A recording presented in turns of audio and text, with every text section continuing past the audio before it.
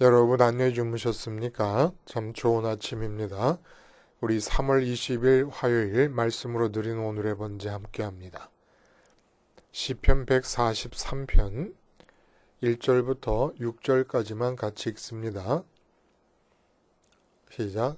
여호와여, 내 기도를 들으시며 내 간구에 귀를 기울이시고 주의 진실과 의로 내게 응답하소서. 주의 종에게 심판을 행하지 마소서. 주의 눈앞에는 의로운 인생이 하나도 없나이다.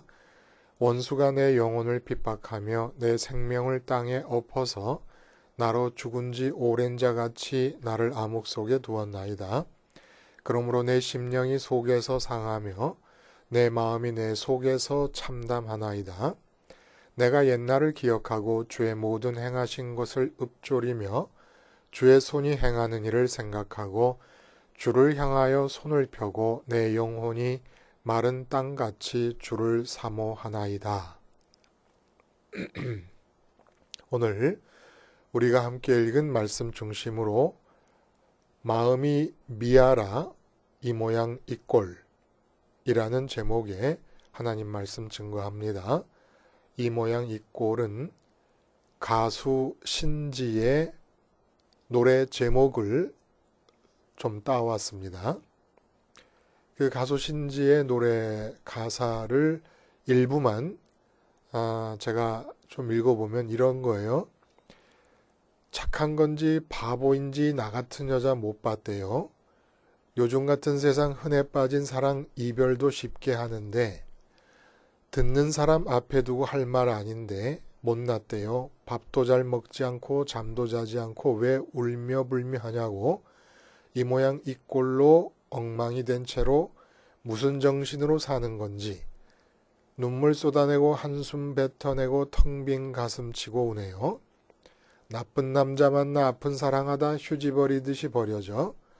이젠 웃지 못해요. 이깟 이별에 죽지 못해 사네요. 하루 이틀 사흘 나흘 기다려봐도 안 오네요. 언제쯤 돌아올까? 내일이면 올까? 아니면 영영 끝일까?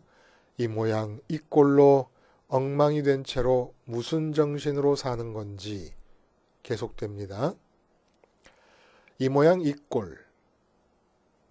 자괴감과 자조적인, 그러니까 자기 냉소적인 자의식이 아주 함축적으로 잘 표현되고 있는 말이죠.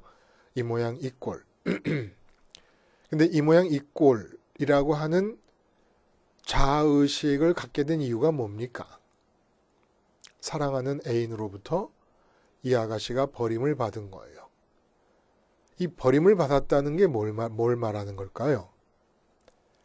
마음이 머물러 있을 집을 잃어버렸다는 겁니다. 미아가 되었다는 거예요. 마음이 있을 집을 잃어버리면 나타나는 증상을 이 대중가요 속에 아주 잘 표현하고 있는 겁니다. 그게 뭐예요? 눈물 쏟아내고 슬프다는 겁니다. 집을 잃어버린 미아의 마음이 한숨 뱉어내고 텅 빈 가슴 치고 우네요. 나쁜 남자 만나 아픈 사랑하다 휴지 버리듯이 버려져 이젠 웃지도 못합니다. 이게 미아의 마음 상태라는 거예요. 사실 여러분 따지고 보면 복음을 가장 함축적으로 이야기해주고 있는 성경 속 이야기가 뭐죠? 탕자 이야기예요. 탕자 이야기가 내용적으로 보면 뭡니까? 집을 나간 거예요. 미아 상태가 된 겁니다. 미아 상태가 된 그 지경에서 고백하는 것이 뭐예요? 이 모양 이 꼴이에요. 지금 내 모습이 왜 이 모양 이 꼴이 되었느냐? 집을 나왔기 때문이다. 아버지께로 돌아가자. 나 스스로가 미아가 돼보기도 했습니다만은 경복궁에서. 근데 뭐 제가 기억이 나진 않아요. 근데 삼형제가 함께 자랐는데 삼형제 모두에게 미화와 연관된 에피소드들이 있습니다.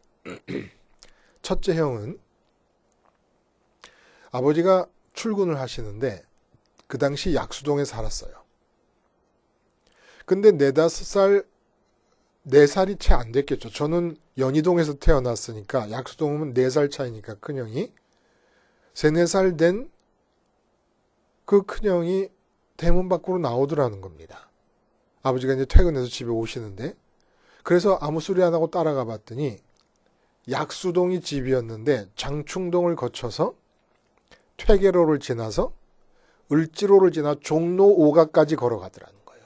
근데 왜 걸어가느냐면 쇼윈도우, 상점들, 가게들 이런 걸 쳐다보면서 한 집 보고 가만히 서 있다가 그 다음 가서 또 한 집 보고 가는데 2-3시간 동안을 그렇게 따라갔답니다. 어디까지 가는지 보느라고. 서울운동장 있는 데까지 가서 종로까지 나가더라는 거예요. 그 어린애가 약수동에서. 아버지가 집에서 나오는 형을 못 봤으면 그냥 미아가 되는 겁니다. 저는 셋째가 아니라 둘째가 될 뻔했지요. 그리고 또 둘째 형은 또 좀 반대예요. 큰형은 눈이 크고 멀뚱멀뚱해요. 사람이. 그러니까 눈을 껌뻑껌뻑 하면서 쳐다볼 때는 완전히 빠져버리는 그런 스타일입니다. 그러니까 눈에 보이는 것이 너무 신기했던 모양이에요. 집안에서만 살다가. 그러니까 껌뻑껌뻑 하면서 그 큰 눈을 정말 눈이 커도 어떻게 그렇게 큰지 몰라요. 그 큰 눈을 껌뻑거리면서 마음이 홀딱 빠져서 보다가 고다음 거 보고 그래서 약수동에서 종로까지. 근데 둘째 형은 좀 사람이 또 달라요. 저하고 큰형은 연희동이 다 진창일 때 비가 오면 다 진창이었습니다.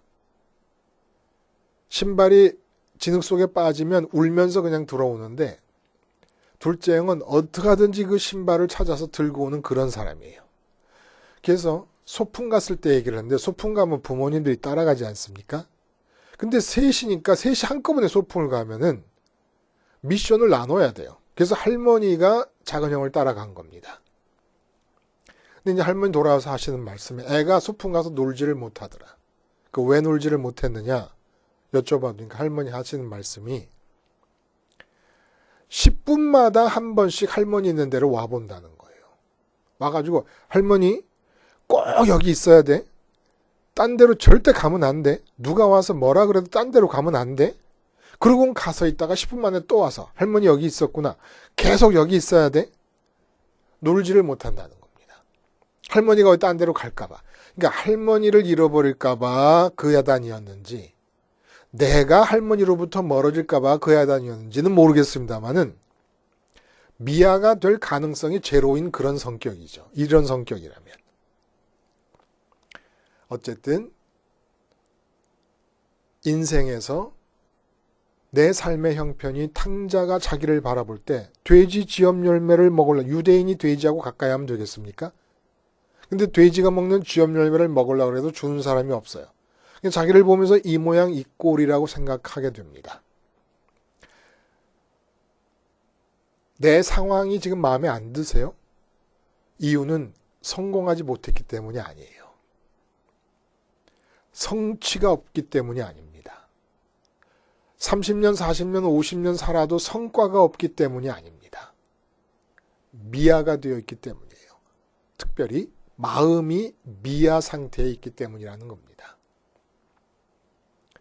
미아 상태를 벗어나게 하는 게 복음이에요. 미아 상태만 벗어나면 그냥 삶은 그 상태 자체로만으로도 하나도 더 바랄 것이 없는 충만함으로 이르게 됩니다. 미아 상태만 벗어나면. 그리고 이 미아 상태를 벗어나기 위한 몸부림을 오늘 본문이 다윗을 통하여 우리들에게 보여주고 있다는 거예요. 이 본 시는 다윗의 셋째 아들 압살롬의 반역으로 인해서 예루살렘 궁을 버리고 피난 다닐 때에 다윗 왕이 지은 것으로 여겨집니다. 그러니까 주전 한 979년경으로 보고 있어요. 그래서 이제 시를 보면은 원수들에 의해서 주어지는 고통으로부터 벗어나기를 간절히 염원하는 다윗의 애끓는 심정이 아주 생생하게 표현되어 있습니다. 근데 이러한 원수들로 인한 핍박을 단순히 원수들로 인한 것으로만 보질 않고 자기 자신의 죄성으로 파악하고 있다는 점에서 본 시는 비탄시로만 보지 않고 참회의 시로도 봅니다. 그래서 이 시의 내용을 보면은 기가 막힌 부분이 많은 거예요. 어떤 면에서 기가 막히냐면 이해가 안 가는 부분이 많은 거예요. 먼저 한번 봅시다. 1절에 주의 진실과 의로 내게 응답하소서. 이게 무슨 말일까? 주의 진실과 의로 내게 응답하소서. 응답하기를 요구하는 하나님을 향하여, 응답하기를 요구하면서 하나님을 향하여 뭐 진실과 의로 응답하소서. 무슨 조건을 내거는 것처럼.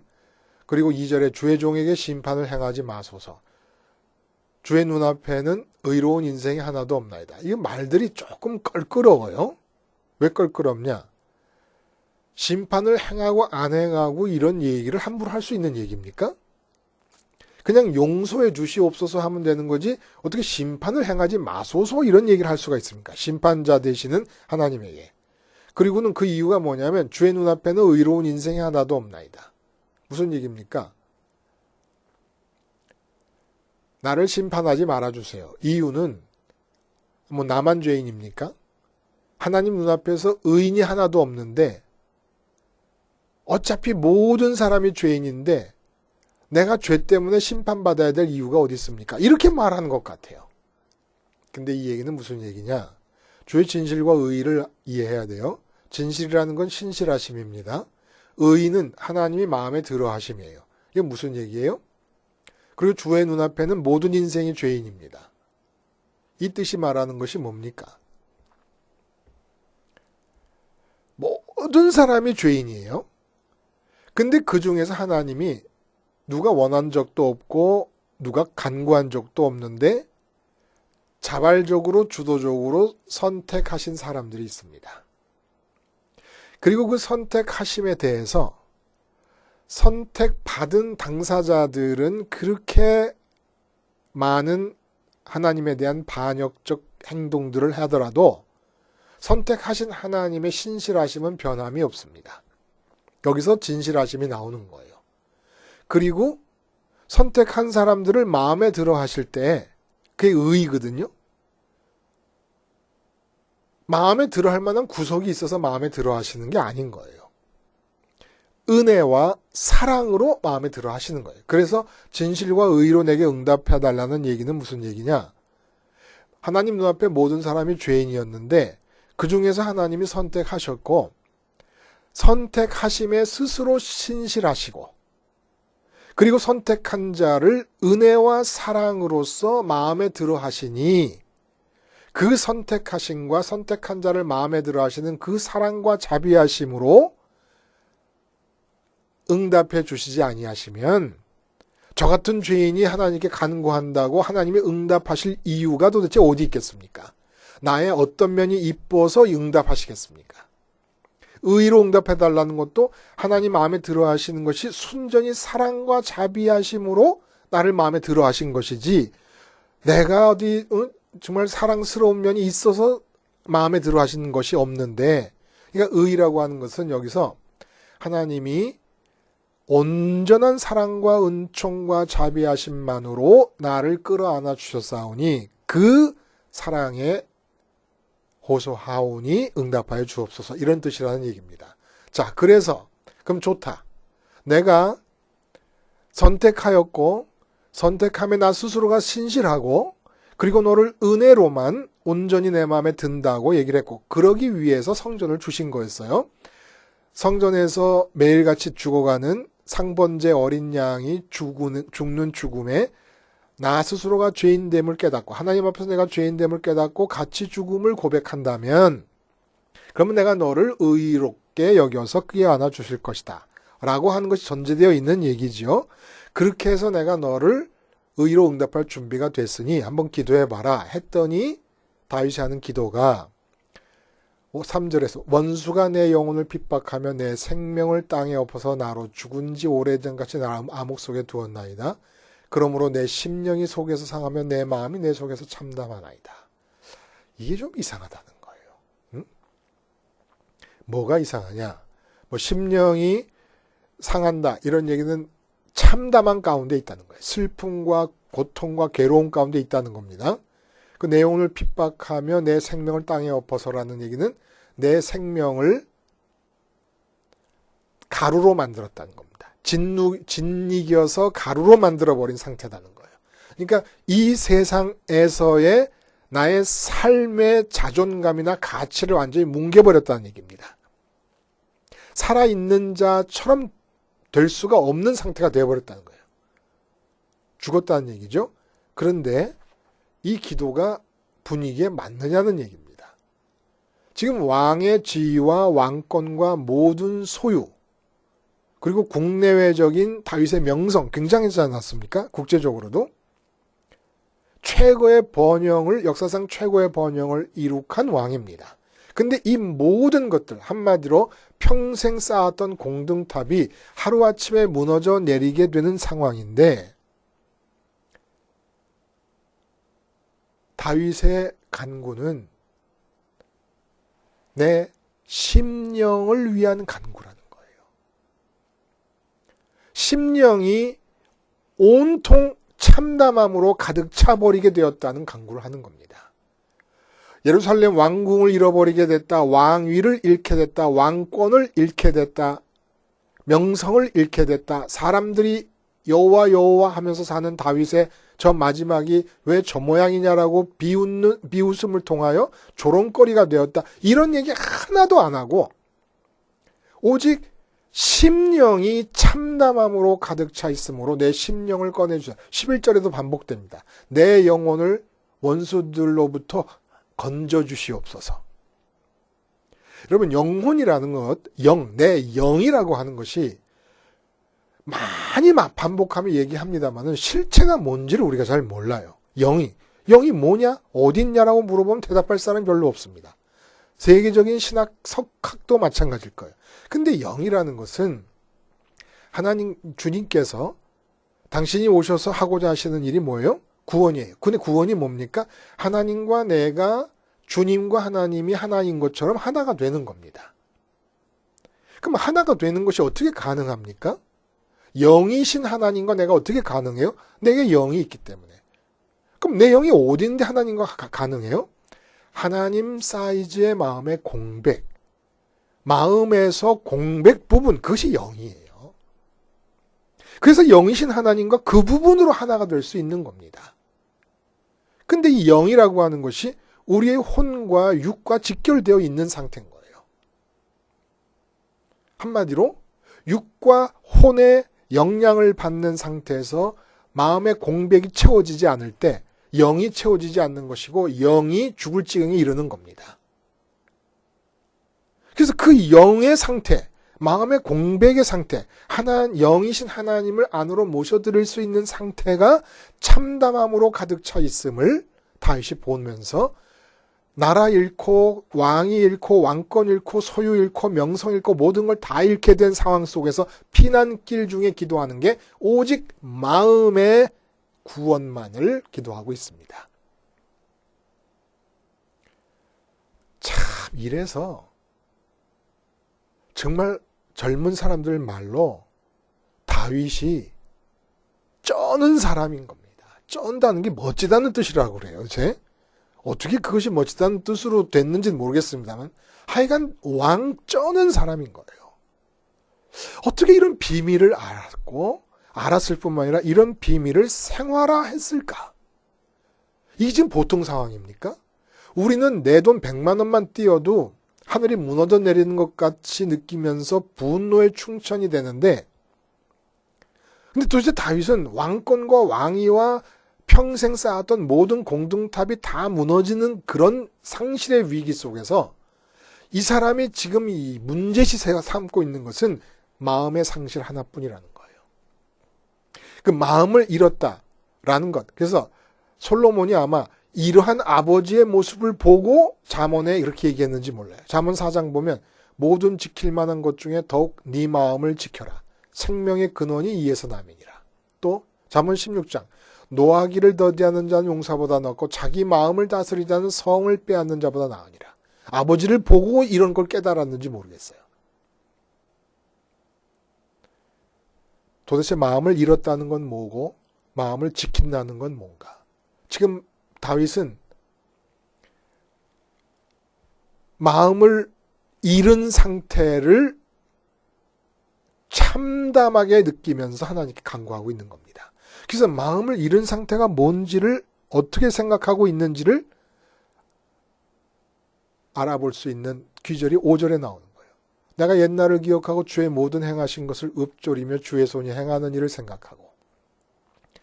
아니 갑자기 난데없이 옛날은 왜 기억합니까? 예? 피난길에 올라서.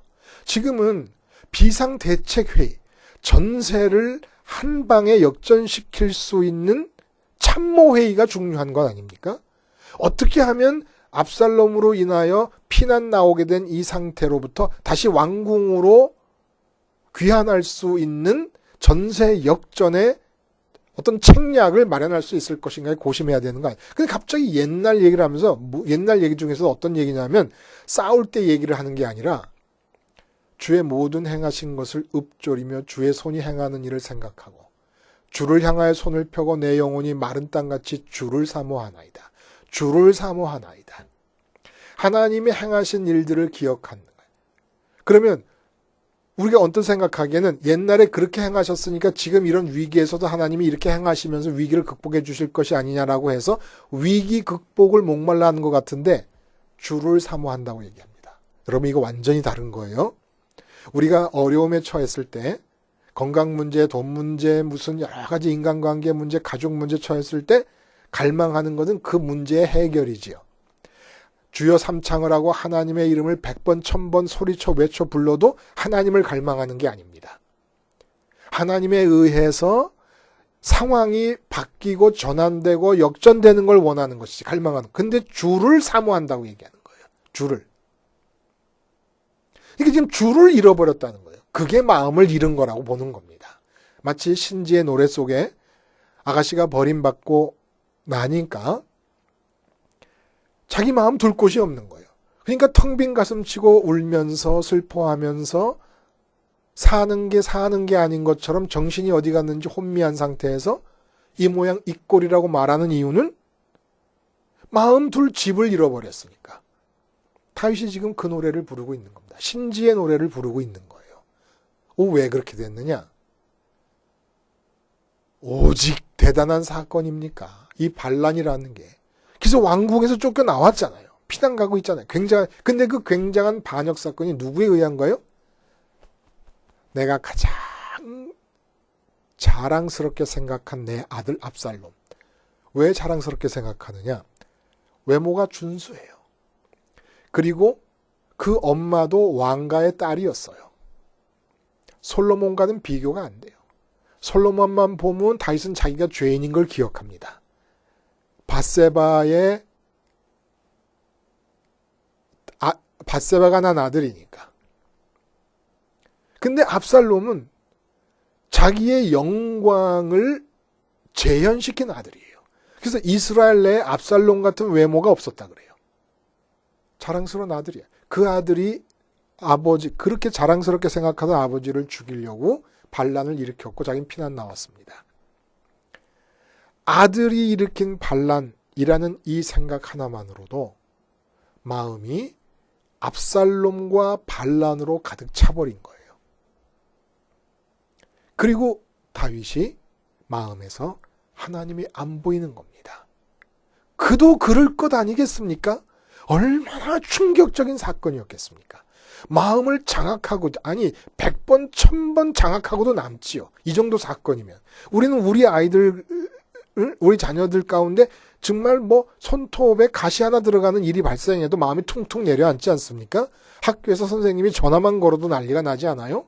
근데 아버지를 죽이겠다고 반란을 일으켰으니 그 사건으로 다윗의 마음이 완전히 장악될 수밖에 없는 상태죠.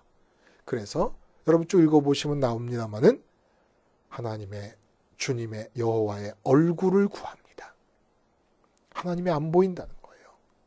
그리고 지금 내 마음이 있어야 될 마음의 집을 잃어버렸다는 겁니다. 미아 상태가 됐다는 거예요. 그리고 통탄하고 있는 겁니다. 그래서 하나님이 행한 일을 읊조리는 거예요. 하나님을 어떻게든지 마음에서 되살려내려고.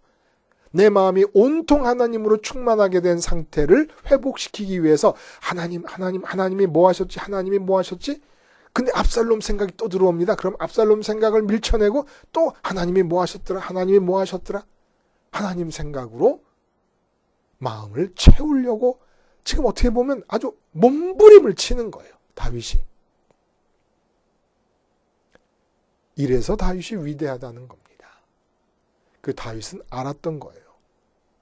내가 마음 하나만 지킬 수 있다면, 마음을 잃어버리지 않는다면, 그래서 마음을 잃어버리지 않는 게 뭐라고요? 하나님을 집을 삼아 하나님께 머물 수 있다면, 내가 지금까지 평생 동안 쌓아왔던 모든 것을 다 잃었더라도 일주일, 한 달 만에 다시 복원시킬 수도 있다. 그러므로 이 상황은 아무것도 아니다라는 걸 아는 겁니다. 그런데 아무것도 아닌지만은 내 마음을 지금 사로잡고 있습니다. 그래서 싸우는 겁니다. 싸우는 거예요. 그래서 원수들에 대한 심판도 얘기하고 원수들로부터 내 영혼을 건져주소서라는 얘기를 마지막에 하고 끝내지 않습니까? 그 원수들은 어떤 원수들이에요? 미아의 상태에서 미아의 상태임을 모르고 사는 자들, 마음에 하나님을 회복하려 하지 않는 자들, 상실된 마음의 상태를 그대로 유지하며 사는 자들. 그게 로마서 1장에서도 사도 바울이 그러지 않습니까?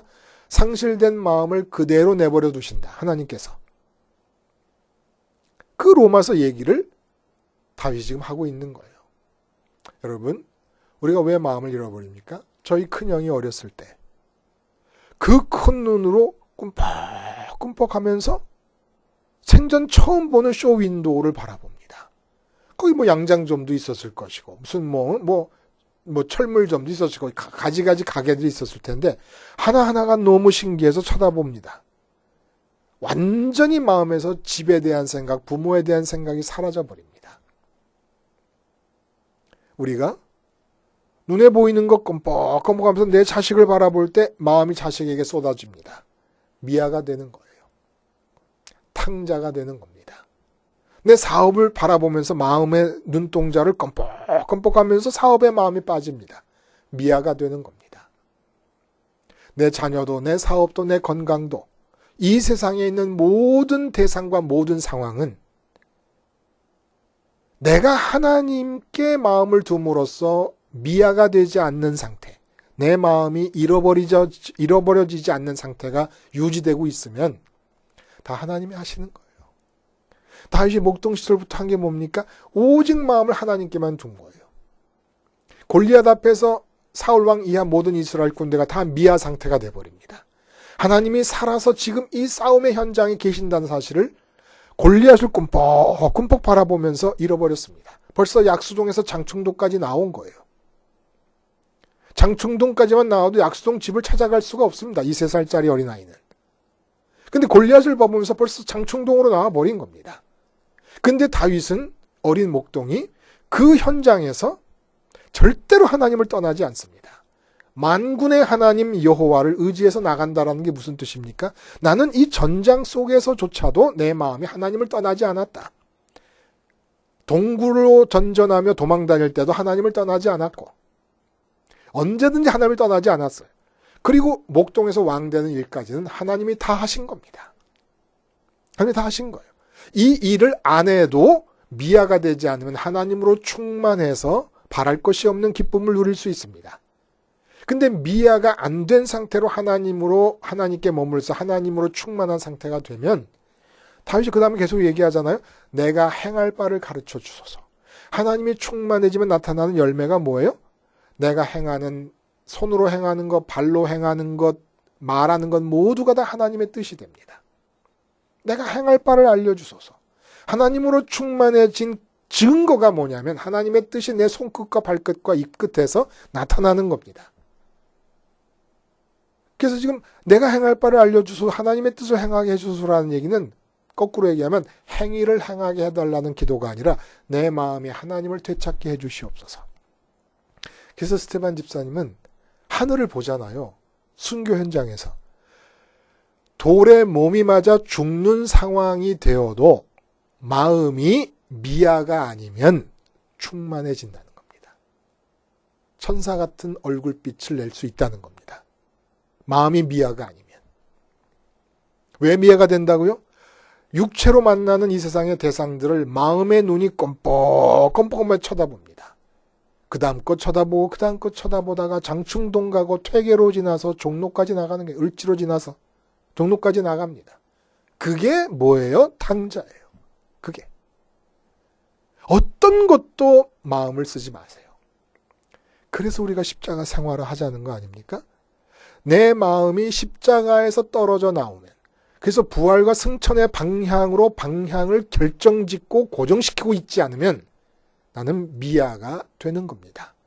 오늘도 무엇을 만나든 누구를 만나든 어떤 일을 대하든 어떤 상황이 처해지든지 간에 십자가를 먼저 바라봄으로써 미아의 상태에 빠지지 않고 있으면 성경이 말하는 영적 팩트를 그대로 전달하건대 하나님이 하십니다.